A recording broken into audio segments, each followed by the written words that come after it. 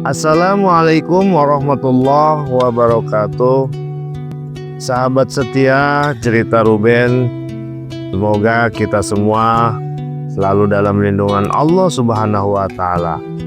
Pada kesempatan kali ini, saya akan menelusuri kisah panjang seorang nabi yang penuh pengorbanan, penuh keteguhan, dan penuh teladan bagi umat manusia. Beliau adalah Nabi Ismail alaihissalam, putra Nabi Ibrahim alaihissalam. Kisah ini bukan sekedar cerita sejarah, melainkan sebuah perjalanan iman tentang doa seorang ayah, kesabaran seorang ibu, dan ketaatan seorang anak. Mari kita ikuti dengan penuh penghayatan agar kita bisa memetik hikmah darinya. Beginilah ceritanya.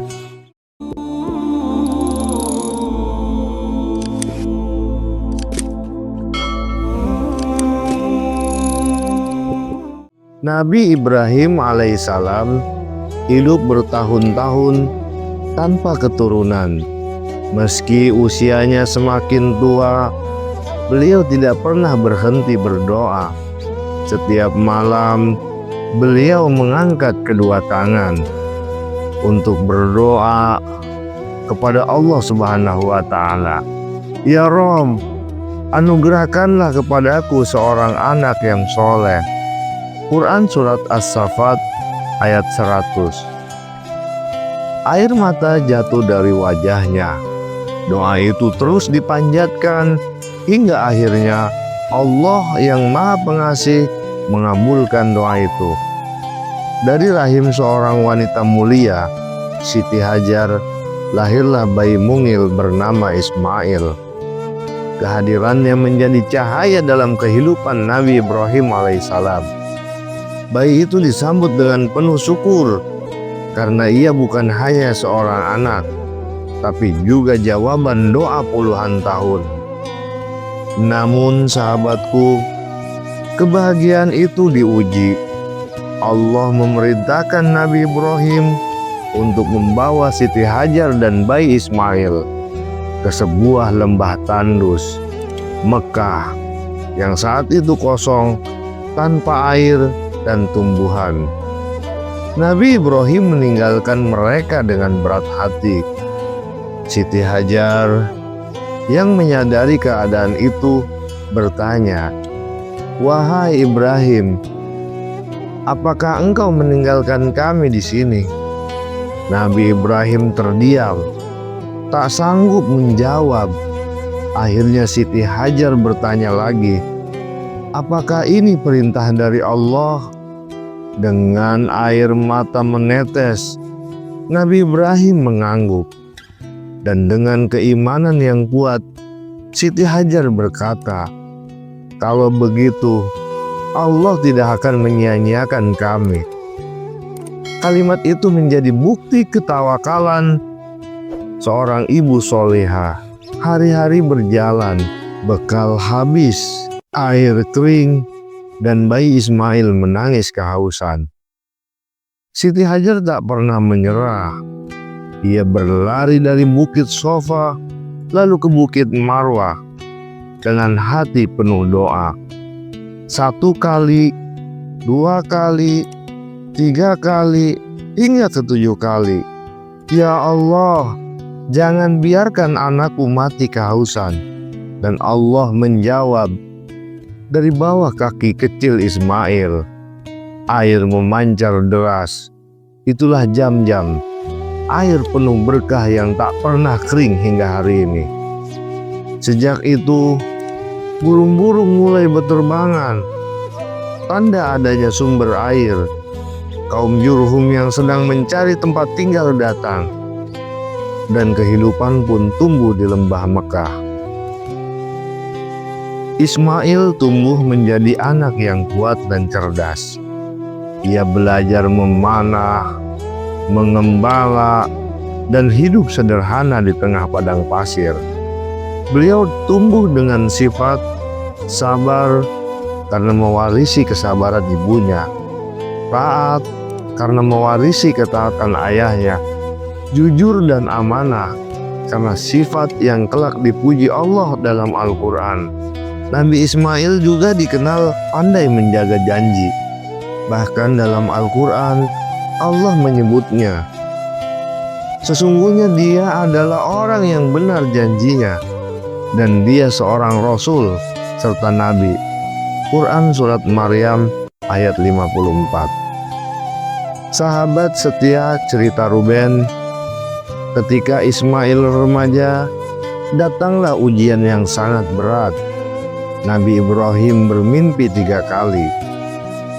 Dan dalam mimpinya, Allah memerintahkan untuk menyembelih putranya sendiri. Dengan hati yang penuh haru, Ibrahim berkata kepada Ismail, "Wahai anakku, aku melihat dalam mimpi bahwa aku menyembelihmu, maka pikirkanlah bagaimana pendapatmu." Ismail menatap ayahnya dengan wajah tenang. Dengan suara lembut namun penuh keyakinan, ia berkata, "Wahai ayahku, lakukanlah apa yang diperintahkan kepadamu. Insya Allah engkau akan mendapatiku termasuk orang-orang yang sabar." Quran Surat As-Saffat ayat 102. Subhanallah, betapa mulianya ketaatan seorang anak. Hari itu Nabi Ibrahim menyiapkan tali dan pisau. Dengan hati bergetar, beliau membaringkan putranya. Namun Allah dengan kasih sayangnya menggantikan Ismail dengan seekor domba besar. Dan kami tebus anak itu dengan sembelihan yang besar. Quran Surat As-Saffat ayat 107. Peristiwa itu menjadi asal mula ibadah kurban yang kita laksanakan setiap Idul Adha. Beberapa tahun kemudian, Allah memerintahkan Nabi Ibrahim dan Ismail untuk membangun Ka'bah. Batu demi batu diangkat, tangan ayah dan anak bekerja sama. Mereka berdoa dengan penuh kerendahan hati. "Ya Rob kami, terimalah amal dari kami. Jadikanlah kami orang yang tunduk kepadamu, dan dari keturunan kami umat yang tunduk kepadamu." Quran Surat Al-Baqarah ayat 127 dan 128. Ka'bah pun berdiri, sebuah rumah suci, kiblat umat Islam seluruh dunia hingga akhir zaman. Setelah dewasa, Nabi Ismail diangkat menjadi Rasul. Beliau berdakwah kepada kaumnya. Yang pertama, mengajak mereka menyembah Allah dan meninggalkan berhala. Yang kedua, mengajarkan kejujuran, amanah, dan keadilan. Yang ketiga, menjadikan pemimpin yang sabar dan penuh hikmah. Allah memuji beliau dalam Al-Quran sebagai nabi yang sabar dan menepati janji. Nabi Ismail hidup dalam ketaatan, membimbing kaumnya, dan meninggal dengan tenang. Beliau dimakamkan di dekat Ka'bah, di wilayah Hijr Ismail, yang hingga kini menjadi tempat mulia. Hikmah dari kisah Nabi Ismail: yang pertama, doa yang tulus pasti Allah kabulkan, meski harus menunggu lama. Yang kedua, kesabaran dan tawakal membawa pertolongan Allah, seperti Siti Hajar yang ikhlas di padang tandus. Yang ketiga, ikhtiar tidak boleh berhenti. Usaha Siti Hajar berlari melahirkan jam-jam. Yang keempat, ketaatan adalah puncak keimanan. Nabi Ibrahim dan Ismail menunjukkan kepatuhan mutlak kepada Allah Subhanahu wa Ta'ala. Yang kelima, pengorbanan mendekatkan diri kepada Allah Subhanahu wa Ta'ala. Dari sinilah lahir ibadah kurban.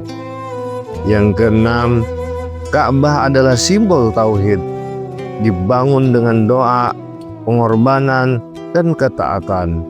Yang ketujuh, janji adalah amanah, dan Nabi Ismail menjadi teladan dalam menepati janji.